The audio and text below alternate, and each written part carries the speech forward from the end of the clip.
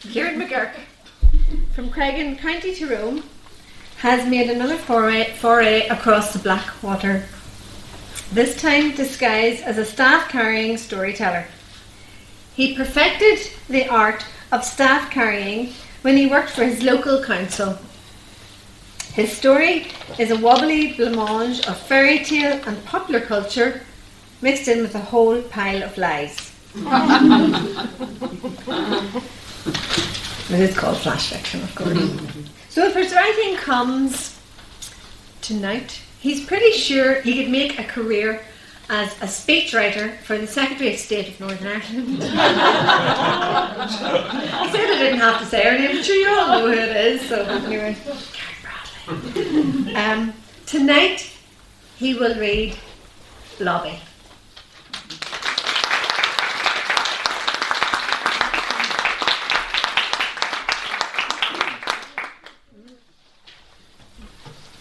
Thanks, Biddy.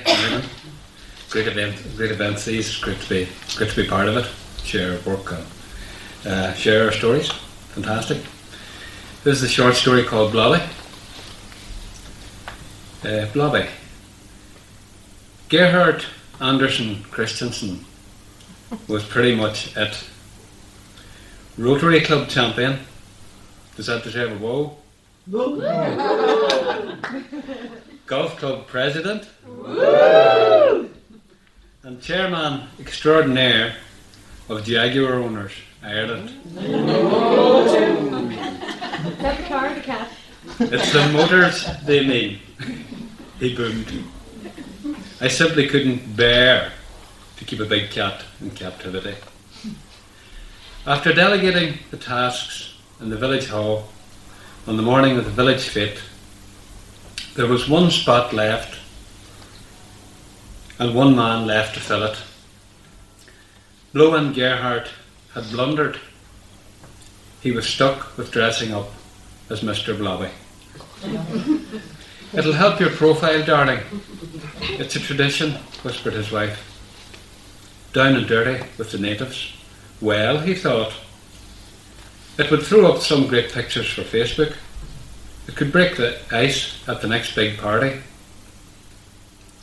The Blobby suit had a fan inside for ventilation, and the headpiece distorted the wearer's voice to Dalek speak. It was funny at the start. Gerhard decided to entertain the small children, win them around, and therefore the mummies. He blobbied away to them every way he could think of, and carried on and danced his way across the green as far as the bouncy castle. Another first for Gerhard. That was when the youngsters turned into hard little torpedoes and screaming kamikazes. They honed in on his soft spots. One blow from the rear banged his mouth into the cooling fan and sent the batteries tumbling out. A tag team caught him by the neck, and he felt the zip scoring a mark on his collarbone. He rolled off the bouncer and lay on the grass for a breather. Gerhard was certain he had a loose crown. Oh, Blobby, you're a legend, gasped the young woman as she threw herself down on the grass beside him and took a selfie. The kids will never forget it. I think I'll remember one or two of them myself, he pleaded, and slipped away, cross-legged. He tried to remove Blobby's head, but the zip wouldn't budge. There he is, shouted the referee of the rugby game. You're supposed to put the ball in for the first scrum of the game. It's the tradition. Blobby cantered onto the pitch. He could do that much, he knew. Then seek sanctuary in a quiet dressing room.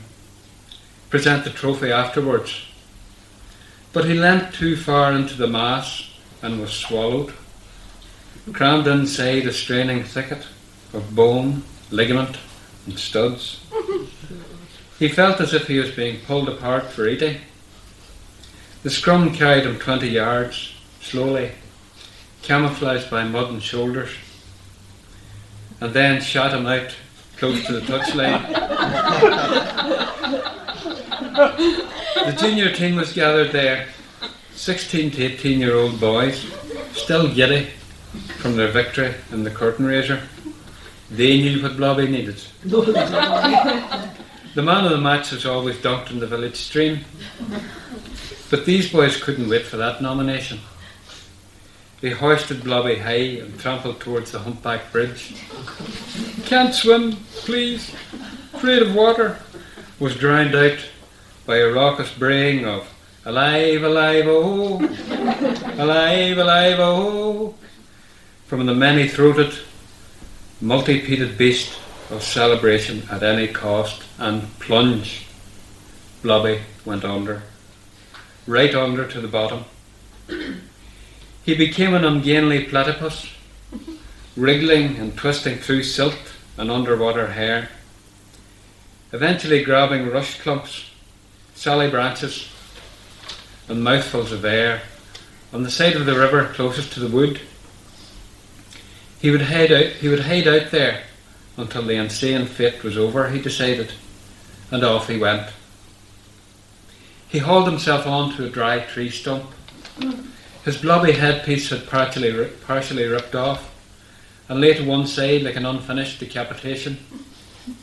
Gerhardt wondered if all his hooks and bruises were coalescing into one great sore.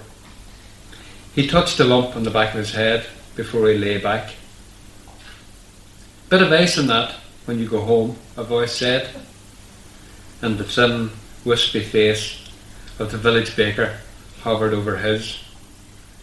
"They really did give it out this year. You must be really unpopular, Chief." "Bloody savages. I seem to have been drawn into some sort of beastly hysteria." "Is that what you think? Huh. I've got a clean robe for you. Dry socks and trainers. Size 9, isn't it, Chief? Leave Blobby on the tree stump. I always let him dry out there." "What do you mean, always? Has this happened before?" "It happens every year, Chief. It's the tradition. In my father's day it used to be a goat's costume.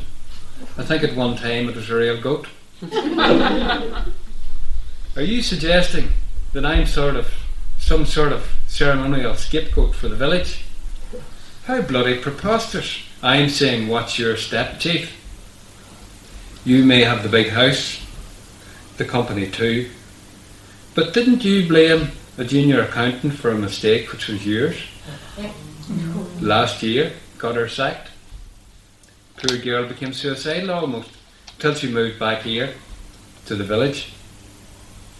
Listen, it's my company. I'll sack who I want. It's our village. We'll punish who we want." And so Gerhardt had food for thought as he sneaked home, avoiding hostiles, letting himself in with the key hidden outside. He took a long soak, then telephoned his wife. "I left the fun early," he oozed. "Pretty boring, really. Listen, this is a bit out of the blue, but how would you feel about moving?" Silence. "They got to you then," she said. "Good. You knew about this?" he choked. "Yes. I never said, but my grandparents are from the village. I always knew I would have to take you here. Gerhardt, I think it's best if you go back to the city and leave the key." And thus left Gerhardt, gripping his lime green X-type and a belly full of ibuprofen.